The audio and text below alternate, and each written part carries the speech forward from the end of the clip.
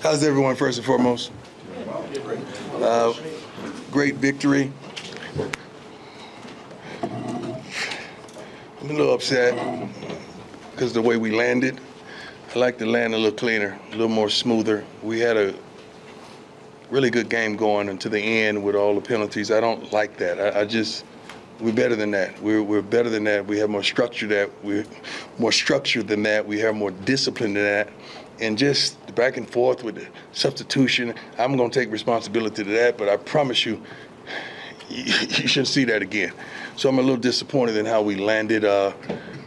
Mata was phenomenal at the conclusion of the game, doing what he did. Like I always tell him, I don't care how high I go through the uprights, they don't give you points for that. As long as it goes through, I'm good with that.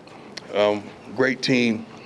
They did not beat themselves. They played soundly. I mean, they wasn't going to give up. We increased the lead by a margin at one point. They still didn't give in or give up. That's a testament to their coaches and their staff. Played their butts off. We had some guys fighting through pain, fighting through agony and all that, but they stayed out there and gave it their all until they couldn't do it anymore.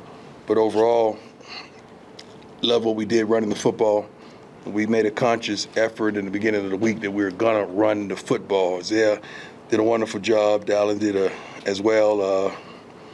I mean, you look at stats sometimes, you go in at halftime and you're critical of some things, then you say, he's what? He's 22 for what? Yeah, like it don't make sense because we take it for granted how good this young man is. And I would be saying that even if he wasn't my son, but he just happened to be. Travis was phenomenal. Jimmy, he's very apologetic on the taunting penalty that he got called. Ajante, we blessed him with, he wanted number one when he came here. Number one ain't something you acquire. It's something, it's given to you. It's not a number that you choose for yourself. I'm old school. So we presented that he earned it. He earned it. So I gave it to him tonight. Afterwards, going into the bye week, Draylon was tremendous as well. Mate, Mark Bissett did the doggone thing, and 3 inside the 20. I think 3 inside, the 5 or the 10? Something phenomenal like that. Cam, Selman did his thing. Overall, good game. Just not excited about the way we landed the play. Let's go. You want to tell him to talk to Peggy? Sorry. Peggy is fighting COVID right now, and we wanted to give her love and appreciation and present her with the game ball. So we called her. Rick was gracious enough to call her, and she answered on the first ring, like in Peggy fashion, with plenty of energy and that oomph that she has. And we told her that she is going to a bowl now. We want to make sure she goes to the best possible bowl that she could possibly go to, and that means a lot to us. That really does. And she was so appreciative and thankful. But she means so much to this program. So we're glad that we could honor her in that realm. Now we just got to get a private plane to make sure she's comfortable on the way there. Yeah, we ain't put Peggy on the regular plane. I promise you that. But I'm thankful that we were able to do that for her. Now let's go. Right? Okay. Yeah. Okay. Go ahead. Hi, Coach. How you doing? Good. Nikki Edwards, Hughes Sports Report. You mentioned Peggy. This fan base hasn't seen a bowl game since 2020, something that this program has been striving for. What does it mean to acquire that tonight, and what's in the future for this team? It's cute. It really is, because we really want that, but that's not all we're after. That's one of the hurdles that we're jumping over, that we're going over. That's a tremendous hurdle that we're happy, we're excited, but that's not the end goal for us. That's the beginning. That's the beginning. But we are thankful and appreciative that the hard work is going noticed. Tyler, go ahead. Hey, Coach. Tyler King. How you doing, my man? I'm doing well, thank you. Just wanted to get your take on the end of the first half, how important that was. You guys get the stop and then get the touchdown with 31 seconds left to take that 10-point lead going halftime. How nice was that to see your guys execute in that moment? It wasn't. You're thinking about those type of things. You're thinking about the usage of your timeouts. You're thinking about scoring and knowing we're getting the ball back in the second half, and you double down on it. You get points, and you come back and you come out the first half and you score, and second half and you score too. That's tremendous. We're excited with some of the things that we're doing. We really are. But some of the things we're still working, and we're still a work in progress. And We're happy about some things. We're happy about some of the players and what they're doing. I got to see the film to see what everyone truly did and clean up some of the mistakes we made, tremendous mistakes we made, because we shouldn't have let that game get that close. But we got the dub. That's what counts. Brian, go ahead. Hey, Coach. Brian Howell. Yes, sir. Two questions for you. First off, how good was it to see Travis be Travis again after a couple of off weeks? Well, we never doubt Travis whatsoever. So him being himself is just what we expect. That's the only thing we expect. We don't expect to see anything else. And the second question is just him, but also the entire secondary. The way you guys shut down their passing game, and their receiver Xavier Henderson's really good. I think Yeah. don't catch tonight. But we got some good DBs too. I mean, that's not taking nothing away from them, but I think we have 3 to 4 corners that can start anywhere. So I'm really satisfied with that, and we're improving each week. But the front end complements the back end and vice versa. I think we're striving. We're making strides to be where we want to be and to do some of the things that we want to do. Go ahead, Jack. Hey, Coach, Jack Harlow with Buffalo's Wire. Thoughts on Shador? Had a more Shador-like night. I think 25 for 30. Yeah. What was he last week? 23-33. Yeah, it was pretty good, huh? A couple picks. That's not who he is. So, but tonight was one of those nights, and I mean, shoot, that's what we expect. He's so darn good that we don't give him the credit that he deserves for some of the things that he does. Coach, you started 15 of 15 school record. Wow. See, you don't even know that stuff because you're into the game and you're coaching. You don't even think about that kind of stuff. I remember, I think he did that one time in Jackson, that he was phenomenal like that. But wow.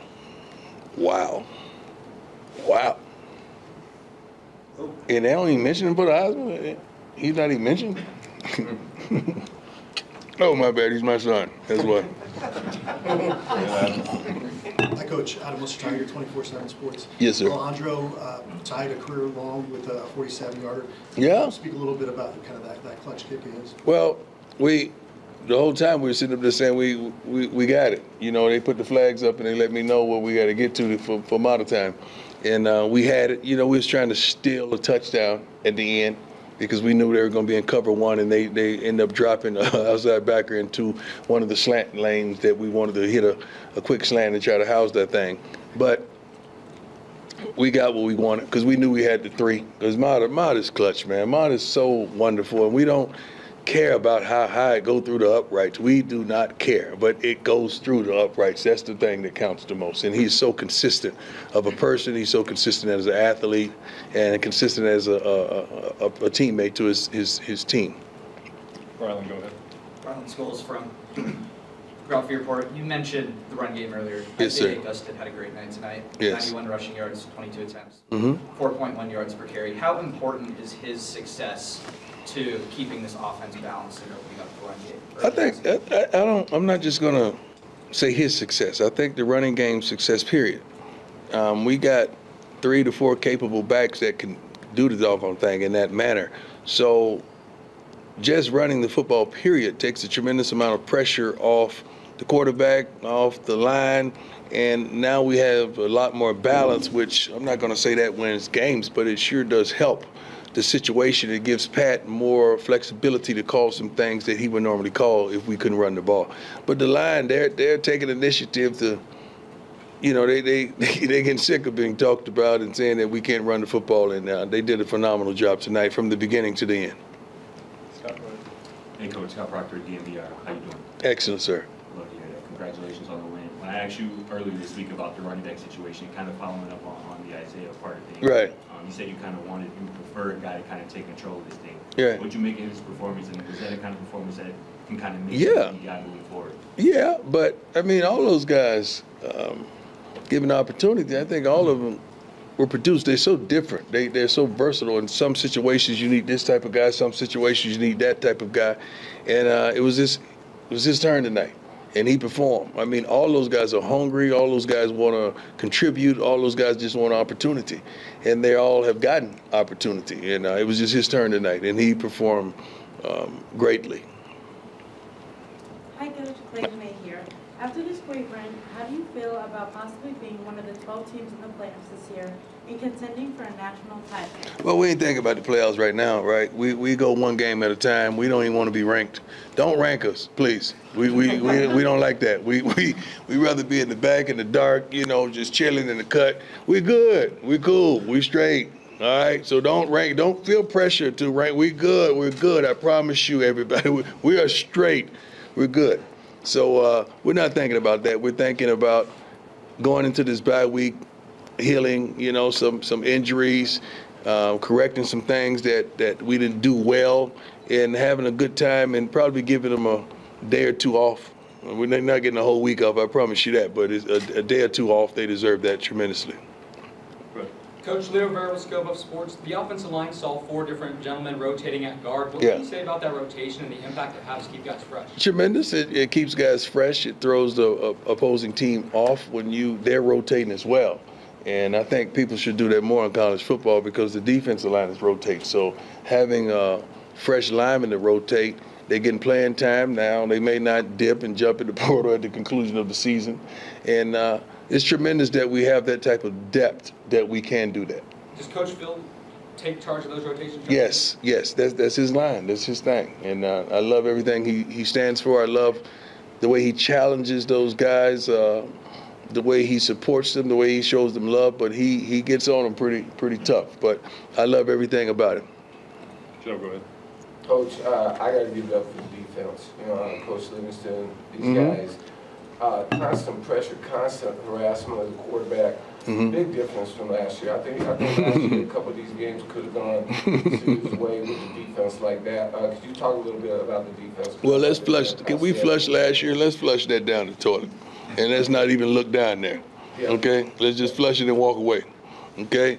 I'm happy with who we have, what we have, the staff, the players that we brought in. I'm truly happy with all of above, and you guys are starting to see, and your ladies are starting to see everything come together. But we're not nearly where we desire to be. Not nearly. Couple more, go ahead. Hey, Coach. Bailey Meisel. You finished with 180 yards after the catch tonight, which I think separates the offense. So how much do you stress that when you're coaching about making a play after the catch? It's not that we stress that. We have those type of athletes that are capable of that, and those are the type of young men that we go and seek out, and we want to sign them here because we know what they could do with the ball when it gets in their hands. Anybody can make a catch. Well, do you go to work with it after you make the catch? And those are the type of, I think, commitments that we've garnished from, I think, a couple guys up here this weekend. So we just want to keep that going and keep attracting those type of young men. How old are you, my man? 19. How old are you? 14. How old are you? 21. Amen. 14. What you doing? Just chilling? Oh, okay. All right. Just to say that. Come on now. I let 14-year-olds in here. Awesome. Let's go. Coach, I wanted to follow up by Yes, sir. on something that you said about the Heisman race. Yes, sir. You look around all these lists, and Shador's name isn't on them. Let me. You know darn well why is that. Okay, y'all know why is that. Stop. Y'all stop. I don't care. I really don't. It's just strange. It's just funny to me. I just think it's just ignorant. But it's funny. It's funny to us because Shador could care less. Shador wants to be drafted in a wonderful city. He wants to win out, and that's what he thinks about. He ain't thinking about no darn Heisman, man. So I'm happy now. Travis is the best college football player in the country. We all know that. Why are we even deliberating over that? So what are we doing? Like, when does that change? So what's the criteria? Somebody need to say what's the criteria of that prestigious award, because we're looking at the best high school football player that hadn't been a Travis Hunter ever. And I'm sitting up here saying that. My other question is, we've been talking about the running game, but this is the second consecutive game, and I know the game dictates it, where you've rushed more than you've thrown the ball. What does it say about the development of your program that you've come that far? Well, our program, we've come. We're on a wonderful journey. We know what direction we're going. We've done this before at 7 different locations, all the way from youth all the way up, and this ain't nothing new to us, truly. And we're just happy that we've gotten the opportunity to show you what we're capable of doing. And these young men are excited as well. They love it here. They love to play football for us, and they're attracting like-minded men that they're going to love it as well. I met with several of them today, and I can't wait to see them in the buff uniform, and I can't wait to see what they bring to the table. Yeah, are we going to do that we said we're going to do, or that we ain't doing that tonight? What he said, he coming? Okay. Two more, go ahead, Brian. Hey, Coach, I have two quick ones for you. Good. First off, with the play with Jimmy early in the game, have you ever seen that before where a touchdown gets taken off for anything like that? And how bad did you feel for that? Well, it's a lot of things that you see here that you never seen before that we can't understand. Like that pass interference in the corner that nobody saw, right? You right? You remember that one? But we're not upset. We don't get upset with that. We just have the expectation that things are going to be different. We're not crying by any means because that's just a part of the game. That's just life. But Jimmy is the best young man that you could ever fathom. I mean, when you're building a young man for your program, receiver, you want all the attributes that Jimmy Horn has. So just getting the call back, I didn't like that because I wanted him to get the 6, you know. But he was so broken about what transpired. But we got him together and let him know we love him, we appreciate him. Just don't do that no more. But I'm proud of him. I'm proud of the way he played. We got to get him the ball more. We got to get him the ball more. He's so darn good. And the second question for me. Yes, sir. I know you guys have bigger goals, but you've stated since last December that bowl game, one bowl game. Now that you guys have got it, there's still a month to play. How big of a deal is that for this team that they can? Maybe there's some pressure off that. That one's out of the way. That ain't the goal. I mean, I wanted to do that for Peggy, so that was kind of me. That wasn't about us. That was kind of what I wanted for Peggy because she deserves it. I think we had to have a rallying cry for some rhyme or reason, but we want so much more. We want so much more. That's why we practice the way we practice. That's why we go at it the way we go about it. So we want so much more. That's just the beginning of what we desire around here. Last one, go ahead, Michael. Hey, Coach, how you doing? How you doing, sir? Good. On the Heisman conversation, do you feel like if past winners and past guys who were nominated for Heisman made the vote, it would make an impact on the absolute best player winning the trophy? That's pretty creative. We think that same way about Hall of Fame. We wish Hall of Famers would make the votes for the Hall of Famers instead of committees that kind of don't know what the heck they talk about or what they're doing or who's who.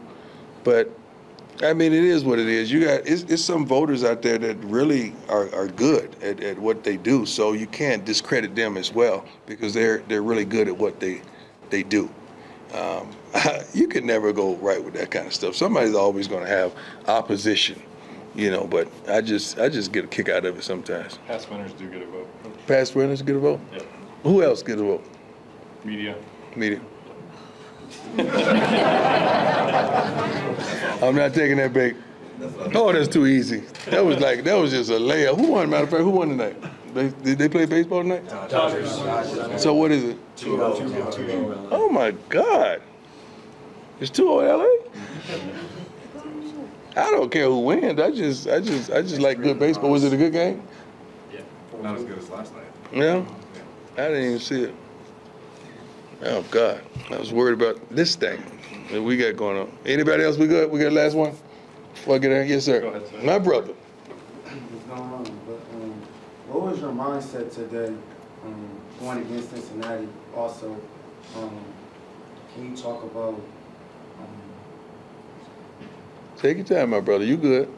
Let me answer one at a time. My mindset, we wanted to win. We wanted to play good, solid football, fundamentally strong. We didn't want to go in there and come out of there with a multitude of penalties because that just ruined it for you. We wanted to be balanced on every phase of our game, running the football, throwing the ball, stopping the run, defending the pass, special teams. We wanted to punt well. We knew Mata was going to do his thing as well as Mate.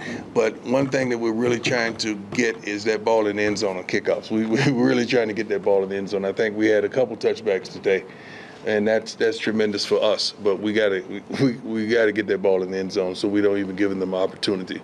So that was the mindset. We really wanted to go out there Home game, we the best fan base ever. Matter of fact, let me say this. To whom it may concern, please don't throw bottles and things on the field. We're better than that.